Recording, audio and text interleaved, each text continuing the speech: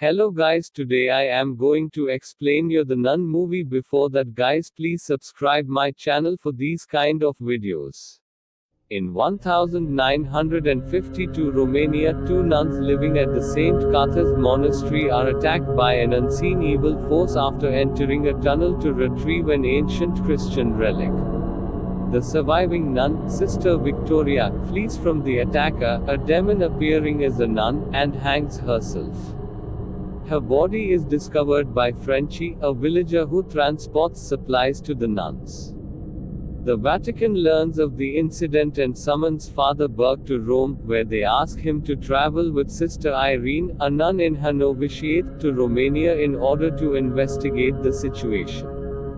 While Sister Irene is teaching children the relationship between religion and science in a school, her Mother Superior interrupts her and informs her that Burke has arrived in order to request Irene's accompaniment in his trip to Romania. The pair travels to Romania and meets with Frenchy, who leads them to the abbey. They discover Victoria's body and take a key from her corpse. Inside, they encounter the abbess, who informs them that the nuns observe a period of silence during the night and offers them lodging at the attached convent if they wish to return tomorrow. Frenchy is attacked by a demon as he returns to the village, but escapes. Burke tells Irene that a boy he exorcised in the past, Daniel, was fatally injured during the ritual, and Burke has carried the burden of the boy's death with him ever since. Irene reveals that as a girl, she had visions and each of them concluded with Mary points the way, causing the church to take an interest in her. That night, Burke is rescued by Irene after being buried alive in the graveyard by the demonic entity. The next day, Irene and Burke return to the abbey, but only Irene can enter as it is cloistered.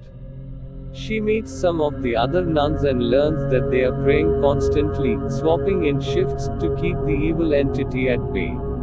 Sister Vana reveals the abbey's history. It was built in the Middle Ages as a castle by a duke obsessed with the occult. The duke summoned the demon through a rift in the catacombs but was killed by Christian knights, who sealed the rift with a vial filled with the blood of Christ. However, the bombings during World War II accidentally reopened the rift, unleashing the evil entity once more. Burke identifies the demon as Wallach and discovers the abbess has been dead all along. Frenchy heads back to the abbey to help Irene and Burke. Irene is attacked by Wallach and joins the nuns in desperate prayer to ward off the demon. When the group reunites, Irene discovers that none of the nuns she had seen and talked to were real and she had been praying alone, later realizing that Victoria had been the last nun in the abbey and had sacrificed herself to stop Wallach from possessing her body and unleashing evil. Theorizing that Wallach can only be stopped if they seal the rift with the blood of Christ contained in the reliquary, the trio retrieves the vial with the key Victoria possessed. Irene then informs Burke that God has called her to make her solemn vows as a nun and asks Burke to elevate her to the status of a professed nun, which he does in the abbey's chapel. After the trio unlocks the tunnel door, Irene is lured into a pentagram and possessed by Wallach. Frenchy smears some of the blood of Christ on her face, casting out the demon.